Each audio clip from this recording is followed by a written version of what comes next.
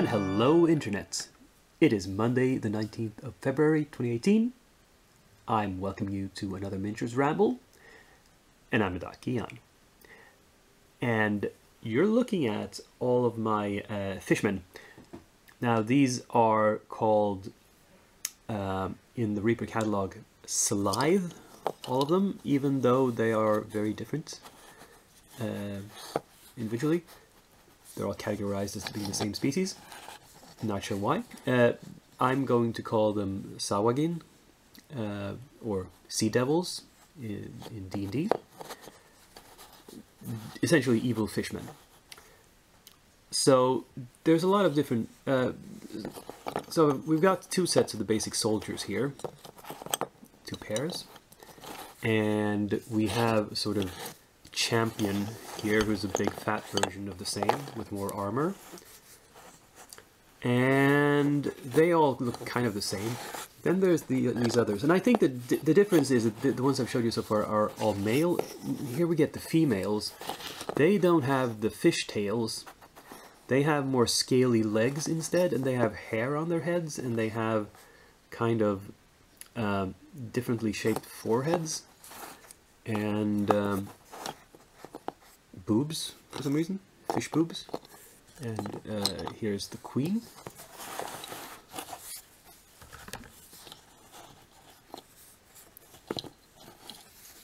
Now, who's again very different, but this is consistent with the the Sawagin in D&D, so-called Sawagin Baron, who's their king, has 4 arms and is much taller than the others. So, yeah, that is sort of correct. Now, as for the paint schemes, I went with a sort of pale, slightly grayish blue-green as the main color, and for the ones that have more scales on them, I tried to make those a different green. I'm not sure if it comes across, especially on this one. Can you see that the scales, for example here on the belly and on like the inserted scales on the arm, they're a slightly different color? Maybe you don't notice it consciously, but hopefully it comes across subconsciously as well, at least.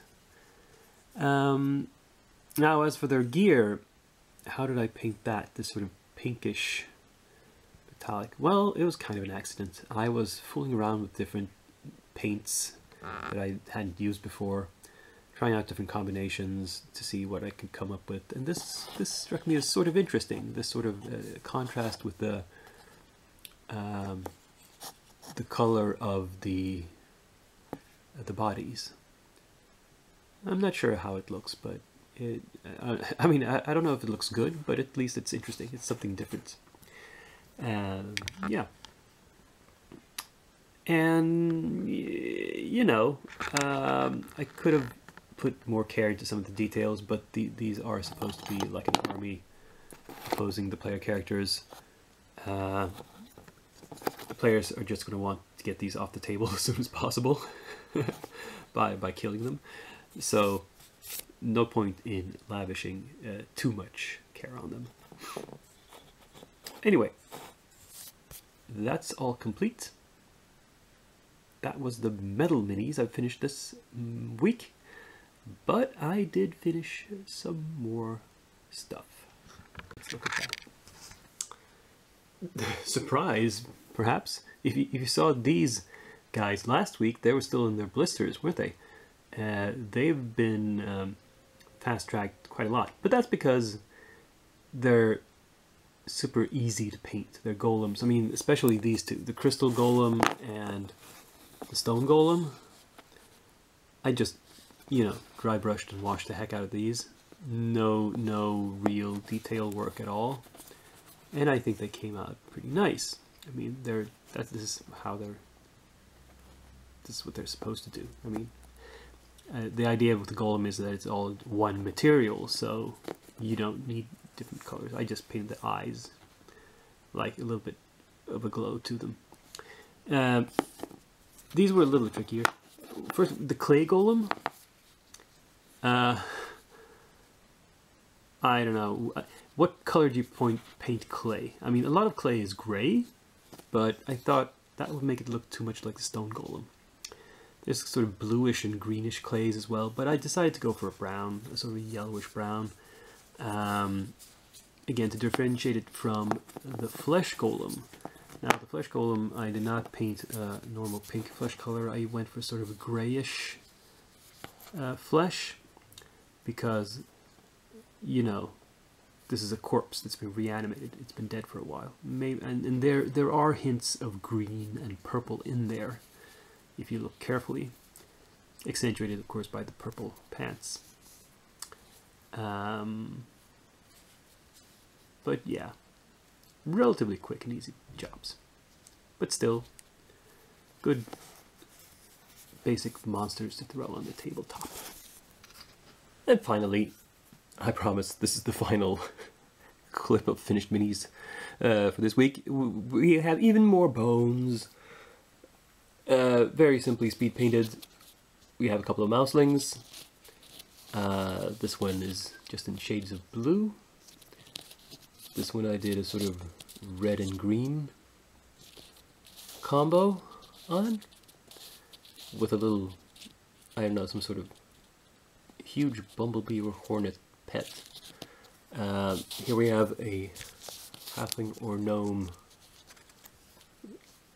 magic user throwing fire onto his blade, or from his blade, I'm not sure. Here we have a sort of steampunk sheriff, I think, with his duster and his blaster and his power glove, and a sawed-off shotgun holsters there. We have, what do we have? We have the dwarf, I don't know, cleric fighter with this sort of icon-looking back thing. Makes me believe it's a cleric or paladin, but you know, whatever. And finally, a human lady in a little outfit. I decided, I mean, it's a bit unclear what parts of her clothing belong together. It's possible that I painted like there's a skirt and a tunic with a sort of tabard in the front, but there's no equivalent back piece. So it's possible that it's really supposed to be that the dress is one piece, the top and the bottom are part of the same dress, and this is it's just an apron that's supposed to be separate. I realized that just now.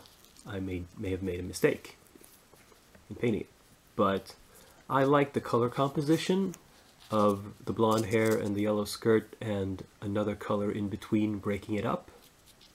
So, oh, well, you know, in this case, color composition trumps realism. Haha. And the flocking is falling off a little bit, not completely dried perhaps. Anyway, a good haul of minis finished this week. Won't be quite as many next week perhaps, but we'll see. We'll see what's left on the table. Here my work table. You can see here in the front the two sea elves, just got some very sloppy base coats on them. This adventurer, he's got a bit of the metallics and the skin painted. The small dragons are just primed and the bases have been painted. Nothing on the dragons themselves yet. And in the back row we have the continuing saga of the Nalzur's miniatures. But I have actually done a little bit more on them now. You can see that I've done the skin and the hair, the faces, the hands, in this case the feet, because he's wearing open-toed sandals, it turns out. And in here, faces and hair.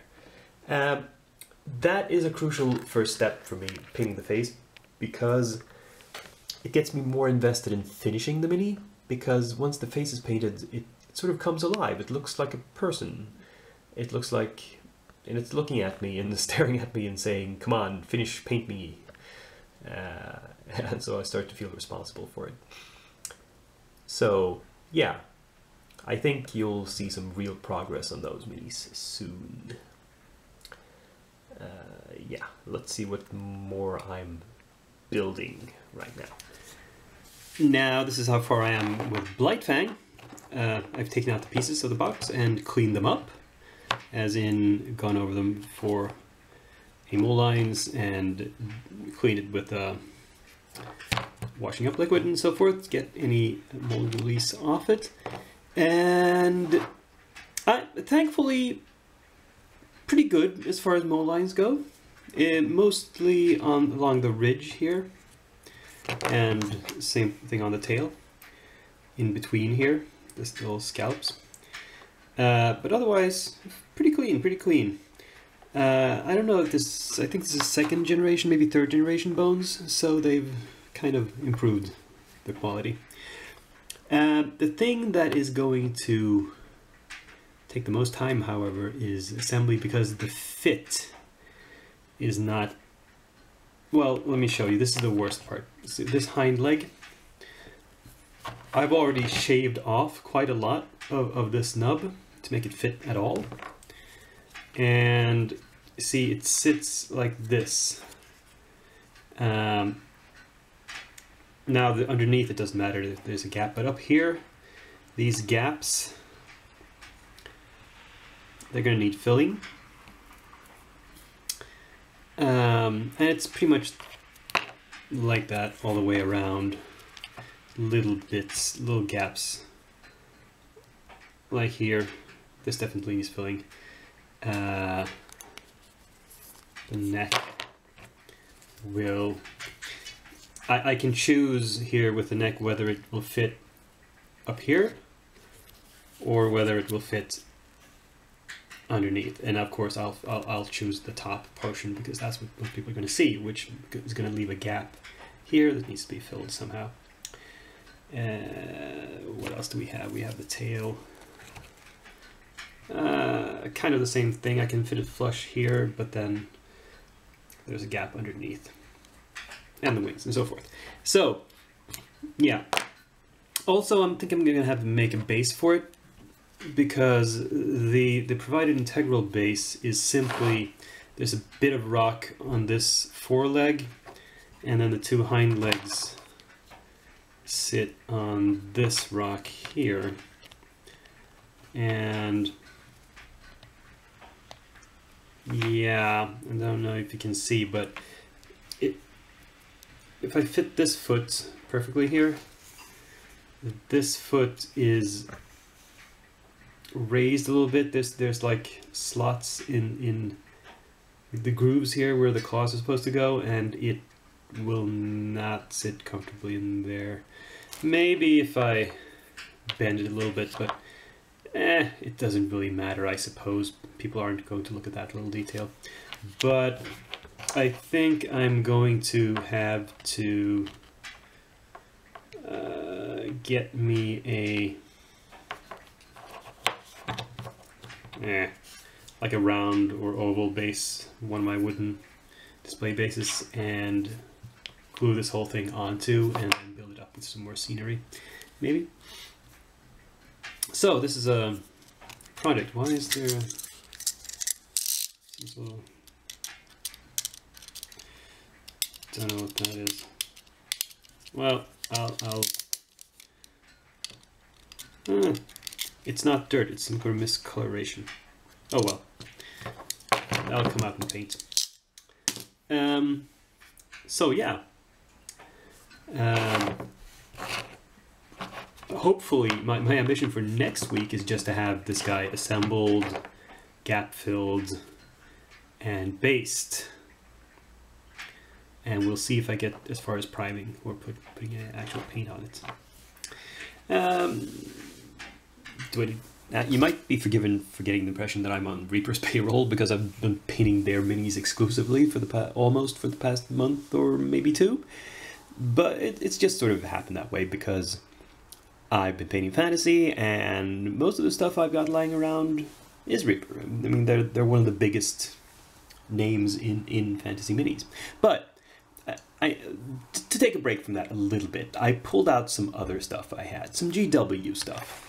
And you might recall a while back that I declared that I was done with 40k. I mean, I'd finished all the 40k minis, all the science fiction Warhammer stuff that I had on tap, but I do have some fantasy Warhammer minis left to paint.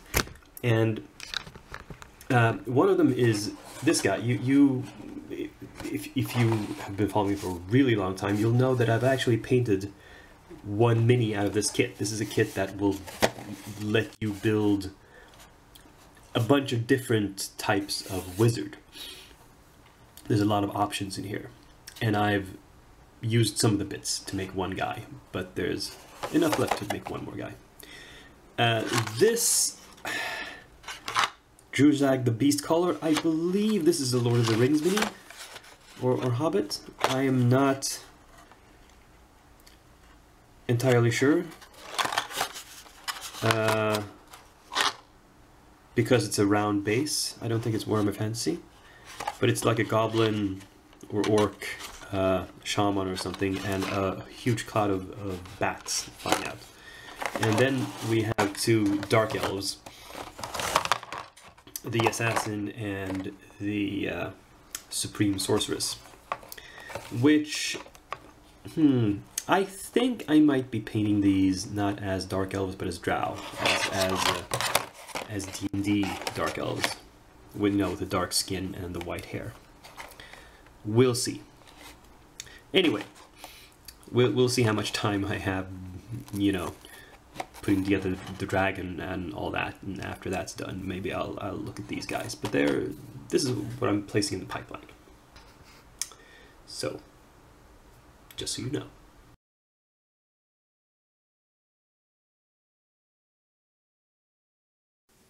This week, what I have to show you is actually a Kickstarter. It's been a while since I had one of those. This is from a small company called, I think it's RBJ Games or something like that. Don't quote me on that. I tend to forget. And it was mostly for various undead minis. Let me show you what I got here. Now, I don't know if you can tell. These are flaming skulls. Flying, flaming skulls. There's a skull, this is a flying stand, and a normal base. Now, I got these because this is a monster that's in D&D, but there hasn't been a mini for it before. Unfortunately, they made them in translucent red. The flame skulls in D&D are supposed to burn with a green flame, but oh well, we'll make do. While I was at it, they had these other little skeleton dogs. I think they're skeleton schnauzers, they're supposed to be. Little lap dogs in skeleton form. And it was such a cute idea, I just thought I had to get them. And finally, there was a set of two female wizards or mages or sorceresses or whatever, with a familiar each, one with a skeleton dog and one with a flame skull. Yeah, I just wanted more of the flame skulls because, well, I wanted more. And then there were some bonus minis dropped in as a stretch goal, I believe. These are some other skeletons. This is just a normal skeleton with a sword. A skeleton beating a drum. And a standard bearer. And something else here. I don't think that's a skeleton. I think that's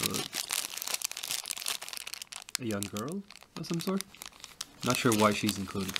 But she was tossed in. So, grand total of 20 minis. Since skellies and these flame skulls will be very easy to paint, I might get them into the queue relatively soon. Just to bulk out my numbers. But, anyway. So you'll see them in more detail when I unwrap them and start prepping them. Anyway, that was this week's video, what I had to show you. And I hope, as usual, that you had some enjoyment out of watching me fumble around.